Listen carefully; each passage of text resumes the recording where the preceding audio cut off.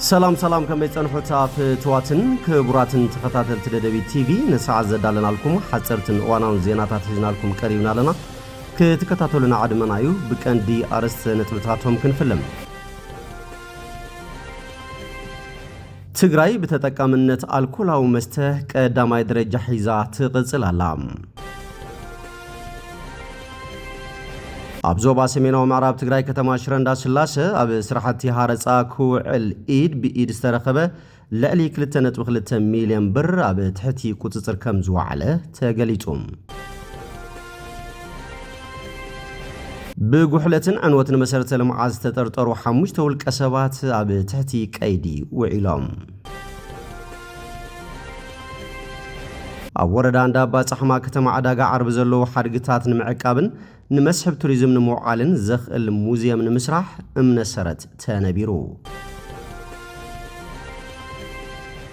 ዋጋ ወርቅ ንመጀመርታ ግዜ ካብ ዝነበሮ ልዕሊ 60 ሚኢታዊት ክብ ከም ዝበለ ተገሊጹ ናብ ዝርዝር ሰጊርና ለና ምስዕለታው ዜናታት ቢንያም ሓድሽ ምሳሆም ክጸንሐ ሰናይ ምክትታል ትግራይ በተጠቃሚነት አልኮላው መስተ ቀዳማይ ደረጃ ሒዛ ትቅጽላላ ኣብዚ ቀረባ እዋን መላ ኢትዮጵያ ብዝተገበረ ዳህሰሳዊ መጽናዕቲ ጥዕና ስቴፕ ሰርቬይ ተጠቃሚነት አልኮላው መስተ በብክልሉ ዘርኢ ሓበሬታ ዕላው ኮይኑሎም እዚ መጽናዕቲ ዕድሚኦም ካብ 18 ክሳብ 69 ዓመት ኣብ ዘለው ሰባት ዝተገበረ ኮይኑ ብመሰረት እዚ ድማ ትግራይ በተጠቃሚነት አልኮላው መስተ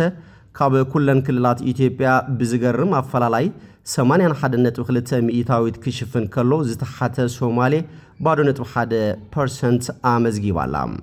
ሲዳማ 2.2 ሚኢታዊት ማእከላዊ ኢትዮጵያ 2.3 ዓፋር 2.5 ድሬዳዋ 4.2 ሐረሪ 5.6 ደቡብ ኢትዮጵያ 8.6 ጋምቤላ 14.9 ኦሮሚያ 16.3 አዲስ አበባ 26.5 ደቡብ ምዕራብ ኢትዮጵያ 26.6 አምሓራ 27.9 ቤንሻንጉል ጉሙዝ ድማ 32.7 ሚኢታዊት አመዝጊበን ኣለዋ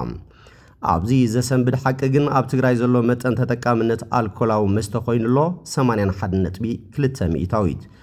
እቲ ማእከላይ ተጠቃሚነት አልኮል ናሽናል አቨሬጅ 20.1 ጥራይ ክኸውን ከሎ ናይ ትግራይ ግን ካብዚ ብ4 ዕጽፊ ዛይድሎም እዚ ጉዳይ ንወለዶና ኣዝዩ ዘሻቅልን መፍትሒ ዘድልዮን ሓደጋ ምዃኑ ድማ ብዙሓት ጉዱሳት ይገልጹ ነዚ መረዳእታ ሲዒቡ ዳይሬክተር ኢንስቲትዩት ምርምር ጥዕና ትግራይ ዶክተር ሓየሎም ካሕሳይ እቲ ኩነታት ብሓቂ ዘሰንብድን ዘሐምምን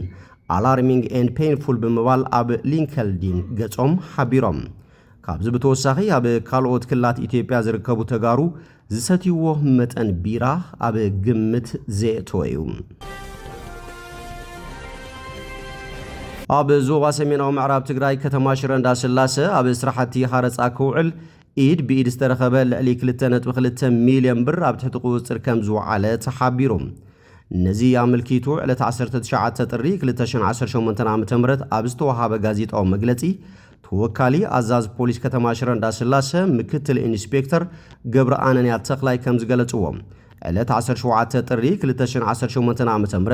ኣብታ ከተማ ቀበሌ 04 ልዕሊ 2.2 ሚልዮን ብር ጥረ ገንዘብ ሒዙ ካብ 3 ክሳብ 5 ሚኢታዊ ሃረፃ እንዳኸፈለ ክዕድል ዝተረኸበ ውልቀ ሰብ ምስ ኤግዚቢቱ ኣብ ትሕቲ ቁፅፅር ውዒሉሎም ሃረፃ ብሕጊ ገበን ብሃይማኖት ሓጢያት ብባህሊ ድማ ነውሪ ዝበሉ ምክትል ኢንስፔክተር ገብረ ኣነንያ ተኽላይ ኣብዚ ሕጋዊ ተግባር ዝሳተፉ ኣካላት ካብ ተግባሮም ክእርነቡ ሕብረተሰብ ድማ ከምዚ ዓይነት ተግባርን ትርኢ ንዝምልከቱ ኣካል ሓበሬታ ክህብ ተላብዮም ሓላፊ ቤት ጽሕፈት ሰላም ጸጥታን ከተማ ሽረ እንዳስላሴ ኣይተበሪሁ ኣይዳይ ብወገኖም ብሰንኪ ኣብ ባንክታት ዘጋጠመ ሕጽረት ገንዘብ ሕብረተሰብ ዝዓቆሮን ዝተለኣኸሉን ገንዘብ ክረክብን ክጥቀምን ከም ዘይከኣለ ብምሕባር ነዚ ከም ሰናይ ኣጋጣሚ ብምጥቃም ኣብ ሃረፃን ብዝበዛ ዝተጸገመ ህዝብን ዝነጥፉ ውልቀ ሰባት ከም ዘለውን ነዚ ኣደብ ንምትሓዝ ብዕቱብ ይስራሕ ከም ዘሎን ገሊጾም ሕብረተሰብ ንመንግስቲ ኣሚኑ ኣብ ባንክታት ዝዓቆረ ገንዘቡ ክረክብ ዘይምኻሉ ግዳይ ዝተፈላለዩ ጸገማት ይኸውን ከም ዘሎ ዘዘኻኸሩ ከንቲባ ከተማ ሽረ እንዳስላሴ ኣይተ ገብረ መድህን ዮሐንስ ንንባዕልኻ ምትሕግጋዝ ኣብ ዘድልየሉ ወሳኒ እዋን ውሑዳት ሰባት ገንዘብ ነቲ ኣብዛ ሕብረተሰብ ብሃረፃን ካልኦትን ይምዝምዝዎ ከም ዘለውን ነዚ ንምዕራይ ዝተጀመረ ስራሕቲ ምኽባር ሕጊ ተጠናኺሩ ከም ዝቕጽልን ኣብሪሆም ብጉሕለትን ዕንወትን መሰረተ ልምዓት ዝተጠርጠሩ 5 ውልቀ ሰባት ኣብ ትሕቲ ቀይዲ ውዒሎም ተባሂሉ ኣብ ዞባ ደቡብ ትግራይ ወረዳ ራያ ዓዘቦን ከተማ መኾንን ብጉሕለትን ዕንወትን መሰረተ ልምዓት ዝተጠርጠሩ 5 ውልቀ ሰባት ምስ ኤግዚቢቶም ኣብ ቁጥጥር ምውዓሎም ፖሊስ ወረዳ ራያ ዓዘቦ ከም ዝገለጸ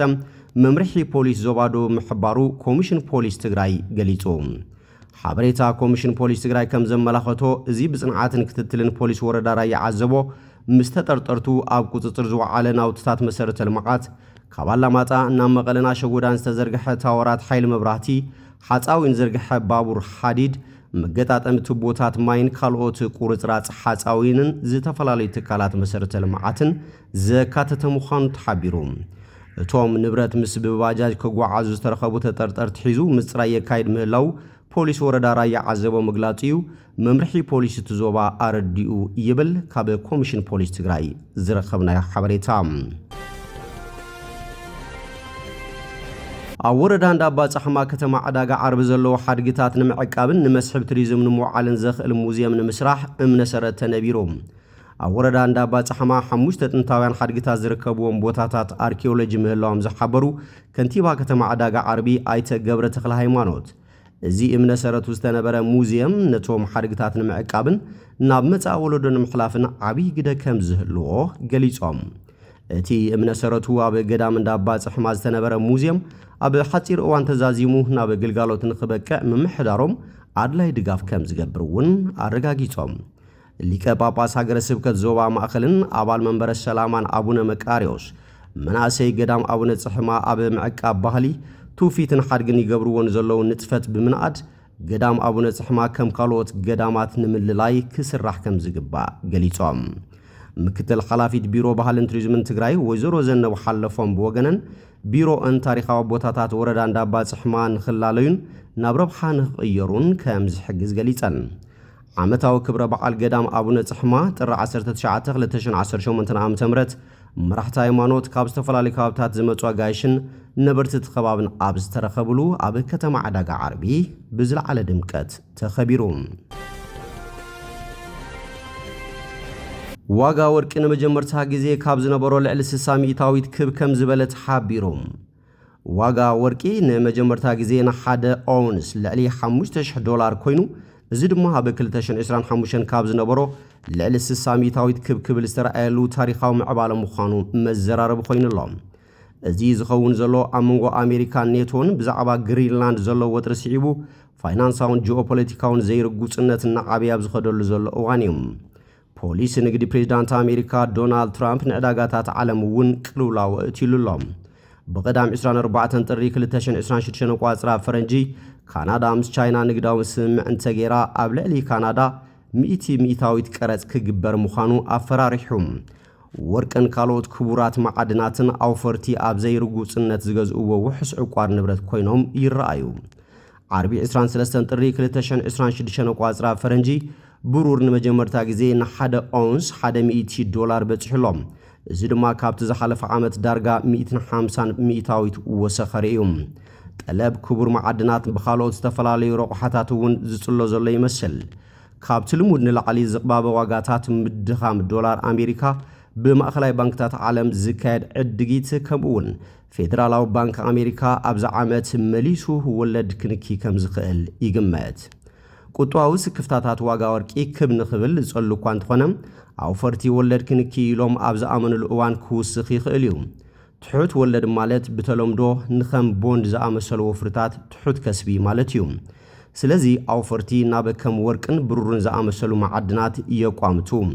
ፌደራል ሪዘርቭ ኣሜሪካ ኣብ 2026 ቋጽራ ፈረንጂ ቀንዲ ወለዱ 2 ግዜ ክንኪ ብሰፊሑ ይግመት። ገንዘብ ኣብ መንግስታዊ ቦንድ ምቕማጥ ድሕሪ ሕጂ ዋጋ ስለ ዘይብሉ ሰባት ናብ ወርቂ ገጾም ይጥምቱ። እቲ ምትእሳር ኣንጻራዊ ይብል ኣሕመድ ኣሲሪ መጽናዕታዊ ስትራቴጂስት ኣብ ፐፐርስቶን። ኩናታት ዩክሬንን ቃዛን ከምኡውን ዋሽንግተን ንፕሬዚዳንት ቬንዙዌላ ኒኮላስ ማዱሮን መሓዛውን ዋጋ ወርቂ ክብክብል ደሪኹ እዩ። ፋይናንሳዊ ዕዳጋታት ኣዝዩ ምስ ዝወድቕ ሃንደበት ጉያ ናብ ወርቂ ክፍጠር ይኽእል እዩ። ኣብኡ ድማ መንግስታትን ውልቀ ኣውፈርትን ሓዊሱ ብዙሓት ዓደግቲ ነቲ ክቡር ማዓድን ክገዝኡ ይደልዩ ይብል ዶክተር ፊሊፕ ፍላይሮስ ዝተባሃለ ምሁር ታሪክ ቁጠባ ካብ ዩኒቨርሲቲ ቤልፋስት። ወርቂ ኣብ 2025 እውን ብሉጽ ዕቤት እዩ ኣርኢ ነይሩ ካብ 1979 ቋጽራ ፈረንጂ ጀሚሩ ዝዓበየ ዓመታዊ መኽሰብ ዘርአየ ኣውፈርቲ ናብ ክቡር መዓድናት ስለ ዝጓየ እዩ ፋይናንሳዊ ዕዳጋታት ብቀረጽ ትራምፕ ዝተበገሱ ስክፍታታትን ምስ አርቲፊሻል ኢንተለጀንስ ተኣሳሰሩ አክሲዮናት ልዕሊ ዓቐን ዋጋ ከይህልዎምን ኣብ ስግአሉ ዘሎ እዋን ወርቂ ሓድሽ ክብረ ወሰን ሒዙሎም ኣብ ጉጅለ ሃብታማት ዓለም ዌልዝ ክለብ ዋና ስትራቴጂስት ኢንቨስትመንት ሱዛና ስትሪተር ኣብዚ ቀጻሊ ፖለቲካዊ ዘይርጉጽነት ጠለብ ወርቂ ደረት ዘይብሉ ይመስል ክትብል ገሊጻ ናብቲ ዘብረቕርቕ ውሑስ ዕቋር ጉያ ክውስኽን ከሎ ዋጋ ትኽብሩ መዓድን ድማ ክብና በላይ ሓድር ኣሎ ኢላ ስትሪተር ትራምፕ ኣብ ልዕሊ ካናዳ ዝገበሮ ስግኣት ቀረጽ ዘስዓቦ ንግዳዊ ወጥሪ ብምጥቃስ ንኣውፈርቲ ከም ዘሰናበደ ገሊጹ ኩሉ ኣብ ወርቂ ወፍሪ ዝገብር ሰብ ነቲ ቁሳዊ ክቡር ብረት ይዕድግ ኣሎ ማለት ኣይኮነን ገላ ኣውፈርቲ ገንዘቦም ኣብ ፋይናንሳዊ ፍርያት ከም ብወርቂ ዝድገፍ ኦንላይን ገንዘብ ETFs የእትውዎም ወርቂ ውሑስ ወፍሪዩ ግን ሓደጋ ዘይብሉ ማለት ኣይኮነን ይብል ፍላየርስ ኣብ ወርሒ ጥሪ 2020 ቋጽራ ፈረንጂ ለበዳ ኮቪድ-19 ኣብ ዝተበገሰሉ እዋን ዋጋ ወርቂ ወሲኹ ኣብቲ ዓመት መጋቢት ግን ክወርድ ጀሚሩ ኣብ ፋይናንሳዊ ንብረትን ምርግጋዕ ፖሊስን ዘሎ እምነት ከንቆልቆል ምስ ጅምር ወርቂ ከም ቀንዲ ገንዘባዊ መዓድን መጀመርያ ኣወንታዊ ምላሽ ክህብ ይኽእል ትብል ኣኒታ ራይት ቻርተርድ ፋይናንሳዊ ፕላነር ኣብ ሪብል ወልዝ ማኔጅመንት ካብቲ ካብ ጥንታዊት ግብፂ ዝመፀ ወርቃዊ መሸፈኒ ኣፍን ኣፍንጫን ቱታንካሙን ክሳብ ወርቃዊ ሽቓቕ ኣሳንተ ኣብ ጋናን ከምውን ወርቃዊ ዝፋናት ቤተ መቕደስ ፓድማና በሃስ ዋሚ ህንዲ እቲ መዓድን ብታሪኽ ሃይማኖታውን ተምሳሌታውን ኣገዳስነት ሒዙ ጸኒሑ ሓደ ካብቲ ዓብዪ ስሕበት ወርቂ ብተዛማዲ ብበዝሒ ዘይርከብ ምዃኑ እዩ ዛጊት ኣስታት 216265 ቶን ናይቲ መዓድን ጥራይ ከም ዝተዓደገ ማሕበር ንግዲ ቤት ምኽሪ ወርቂ ዓለም ይሕብር እዚ ድማ ካብ 3 ክሳብ 4 ኦሎምፒክ ውድድር ተሰናደአ መሐንበስታት ንምምላእ እኹል እዩ ካብዚ ዝበዝሕ ቴክኖሎጂ ዕደናና ማዕበለን ሓደስቲ መዓድናት ምስ ተረኸቡን ካብ 1950 ጀሚሩ ዝተዓደነ እዩ ዳህሳስ ጂኦሎጂ ኣሜሪካ ከም ዝግምቶም ኣብ ዝቕጽሉ ዓመታት ቀረብ ናይቲ መዓድን ሓፍ ክብል እኳ እንተተገመተ ገና ኣብ ትሕቲ መሬት ዝርከብ ዕቑር ወርቂ ካልእ 64,000 ቶን ወርቂ ክዕደን ከም ዝኽእል ይሕብር ብዙሓት ሰባት ንወርቂ ከም ዘተኣማምን መገዲ ሓብቶም ንምኽዛን ምርኣዮም ዝገርም ኣይኮነን ዋጋ ኣቑሑት ወርቃዊ ስልማትን ኣብ ውሽጢ ሃገር መብዛሕትኡ ግዜ ብሰንኪ ምዝንባል ዓለማዊ ፋይናንሳዊ ዕዳጋታት ኣይጽሎን እዩ ወርቂ ክትውንን ከለኻ ከምቲ ቦንድ ወይ ድማ ናይ ሓደ ኩባንያን ኣፈጻጽማ ዝድረኸሉ ምስ ዕዳጋ ካልእ ሰብ ዝተኣሳሰር ኣይኮነን ይብል ዓለም ለኻዊ ሓላፊ ትካላዊ ዕዳጋታት ABC ሪፋይነሪ ኒኮላስ ፍራፐል ኣብ ኣዝዩ ርግጸኛ ዘይኮነ ዓለም ናይ ብሓቂ ጽቡቕ ዕቑር ንብረት እዩ ዝኾነ ዓብዪ ወፍሪ ግን ኣብ ምሕረት ተግባራት ዓበይቲ ፋይናንሳዊ ተጻወት ክኸውን ይኽእል እዩ ፍላየርስ ነቲ ኣብ ቀረባ እዋን ዝወስኸ ዋጋ ወርቂ ብምጥቃስ ማእኸላይ ባንክታት መንግስቲ ወርቂ ብምዕዳገን ዝድርኾ ዘሎ እዩ ዝብል ጥርጣረ ኣለኒ ይብል መብዛሕትኡ ግዜ ኣብ እዋን ዘይርጉጽነት ካብ ወፍሪ ምዕሩይነት ኣብ ዝረሓቐሉ እዋን ዕቑር ሃብቶም ንምድልዳል ወርቂ ብጅምላ ይገዝኡ እንተኾነ ወርቂ ኩሉ ግዜ ዋግኡ እናወሰኸ ይሓድር ማለት ኣይኮነን እዚ ማለት ኣብቲ ክቡር መዓድን ዘይተኣደነ ወፍሪ ምግባር እውን ሓደገኛ ክኸውን ይኽእል እዩ ዕዳጋታት ምስ ሃድኡ መንግስታት ድማ ናብ ልቦም ዝተመለሱ ሰባት መሊሶም ንወርቂ ሕቆኦም ክህቡ ስለ ዝኽእሉ ኣብ ወርቂ ጥራይ ምትኳር ሓደገኛ ስትራቴጂ ይብል ፍላየርስ ከምቲ ኣብ ወርቂ ወፍሪ ዝኣመሰሉ ነገራት ንመጻኢ ካልእ ምሕሳብ እውን የድልሉ እንተኾነ ወርቂ ንግዲ ጥራይ ኣይኮነን ዝውህለል ንኣብነት ኣብ ከም ትግራይን ኤርትራን ወርቂ ከም ባህላዊ መጋየፅን ንመርዓን ደርዓን ብሰፊሑ ይዝውዕል ብተማሳሊ ኣብ ከም ቻይናን ህንድን ዝኣመሰለ ዓበይቲ ሃገራት ድማ ኣብ ሓድሽ ዓመትን ካልኦት ዓበይቲ በዓላትን ወርቂ ንውህብቶን ሃብቲ ንምውላልን ብሰፊሑ ኣብ ረብሓ ከም ዝውዕል መረዳእታታት የመላኽቶም ባርከስ ፍትዋትን ክቡራትን ተኸታተልቲ ደደቢት ቲቪ ነሰዓት ዘዳልናልኩም ዜናታት ነዚኦም ይመስሉ ስለትምክትታልኩም ነመስግን ብኻልኦት ክሳብ ንራኸበ ሰሰናይ ንዓኹም